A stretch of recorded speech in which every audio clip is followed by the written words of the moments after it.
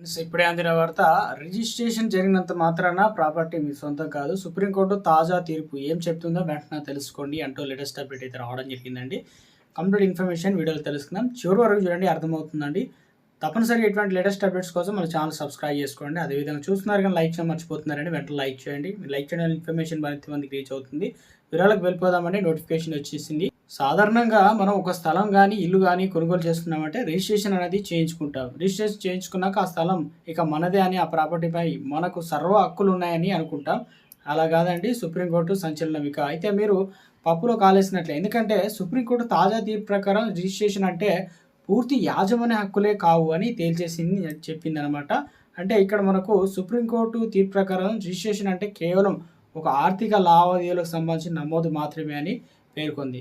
దీనికి ద్వారా మీరు పూర్తి యాజమాన్య హక్కులు లభిస్తాయని అనుకోవడం పొరపాటని సుప్రీంకోర్టు తీర్పు అయితే ద్వారా అర్థమవుతుందని నిపుణులు అంటున్నారు. అసలు దీనికి సంబంధించి చూద్దాం. ఇక భావన ఏదైతే కోఆపరేటివ్ హౌసింగ్ సొసైటీ కేసులో భాగంగా సుప్రీంకోర్టు ఈ తీర్పు అయితే ఇచ్చిందనమాట. ఈ కేసులో పూర్వపరాలకు వెళ్ళినట్లయితే 1982లో 53 ఎకరాల భూమి ఉన్న భావన కోఆపరేటివ్ హౌసింగ్ సొసైటీ కొనుగోలు చేసిందనమాట.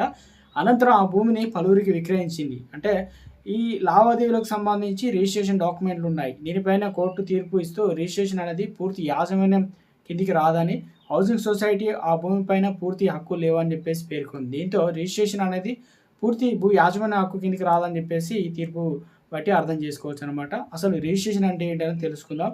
భూమిపైన హక్కుల కోసం ఇంకా ఎలాంటి డాక్యుమెంట్లు అయితే కావాలంటే సుప్రీంకోర్టు తీర్పు ప్రకారం తప్పనిసరిగా రిజిస్ట్రేషన్ అనేది కేవలం ఒక లావాదేవీలు జరిగినట్లు సూచించే ఒక నమోదు సంఖ్య మాత్రమే. రిజిస్ట్రేషన్ అనంతరం ఆ భూమిపైన మీకు సర్వహక్కులు లభించవని తెలుసుకోవచ్చు అనమాట. ఎటువంటి భూమిని ఎవరికైనా కూడా.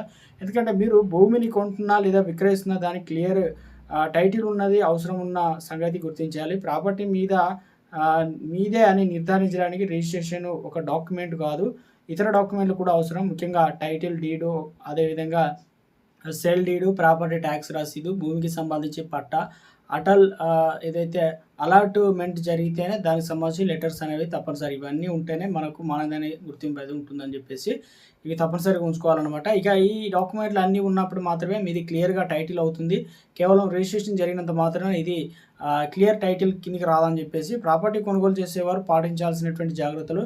మీరు ఒక ప్రాపర్టీని కొనుగోలు చేసినట్లయితే దానికి సంబంధించినటువంటి భూ యాజమాని వద్ద భూమికి సంబంధించి అన్ని రకాల డాక్యుమెంట్లు ఉన్నాయా లేదా అనేది వెరిఫై చేయించుకోవడం మంచిదన్నమాట. వీలైతే ఒక లీగల్ నిపుణుడిని సంప్రదించి డాక్యుమెంట్లు అన్నీ సరిగ్గా ఉన్నాయా లేదా చెక్ చేయించుకుంటే మంచిది. ఒకవేళ మీరు ప్రాపర్టీ కొనుగోలు కోసం బ్యాంకు రుణాలు తీసుకున్నట్లయితే బ్యాంకులు కూడా లీగల్ వెరిఫికేషన్ చేస్తుంది. తద్వారా మీరు కొనే ప్రాపర్టీకి క్లియర్ టైటిల్ అవునా కాదని తెలుసుకోవడం అవుతాం. మీరు ప్రాపర్టీ కొనడానికి ముందు డాక్యుమెంట్ చెక్ చేసుకోవాలి. మొదట సెల్ డీడ్ చూసి ఆ ప్రాపర్టీ అసలైన యజమాని ఎవరు, యజమాని పేరు, ప్రాపర్టీ ఉందో లేదో గుర్తుంచుకోవాలన్నమాట. రెండవది లింక్ డాక్యుమెంట్స్. వాటి ద్వారా ఆ ప్రాపర్టీ ఎక్కడ ఉందో క్లియర్గా ఉందో తెలుసుకోవాలి. మూడోది వచ్చేసి ఈసీ లేదా ఇంకా బ్యాలెన్స్ సర్టిఫికేట్. ఇందులో వచ్చేసి యజమాని పేరు, ప్రాపర్టీ, ఇలాంటి లోన్ లేదా అప్పులు లేవు అని చెప్పేసి చూసుకోవాలి. సో ఇలాంటివి తప్పనిసరి. నాలుగోది రెరా రిజిస్ట్రేషన్ సర్టిఫికేట్ ఉండాలి. అది లేకుంటే ప్రాపర్టీ కొనకూడదు అనమాట. ఇవన్నీ కూడా తప్పనిసరిగా చూసుకోవాలని చెప్పేసి సుప్రీంకోర్టు అయితే ఏదైతే సంచలన